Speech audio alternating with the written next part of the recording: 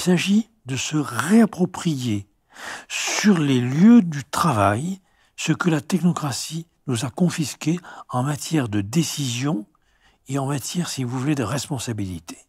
Parce que pourquoi, vous me posiez la question, Olivier, tout à l'heure, pourquoi est-ce que les humains se soumettent à finalement des techniques stupides qui les brident? Et parce que c'est plus simple, c'est plus confortable. Pourquoi est-ce qu'on obéit à un emploi du temps? Et on fait même des emplois du temps hier pendant nos loisirs, pour faire du tourisme. Tout simplement parce que c'est un côté anxiolytique. Si on vous prescrit ce que vous avez à faire, vous n'avez plus à subir l'angoisse de la liberté de désirer en vain, si j'ose dire. La liberté, c'est désirer en vain, quelque part. Vous voyez? C'est sans but prédéfini. Et donc, pour moi, le côté, je dirais, quand j'appelle à une dimension, à la reconnaissance d'une dimension politique des métiers, c'est pas pour changer le gouvernement, encore que j'en serais ravi.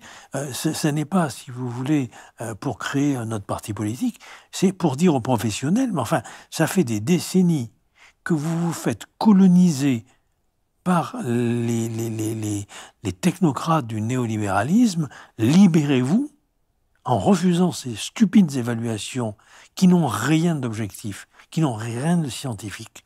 Les financiers le savent, hein.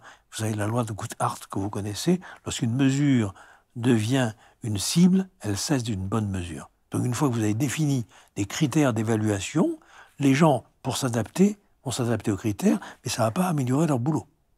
Ça, c'est terrible. C'est terrible. Donc c'est une imposture. Voyez.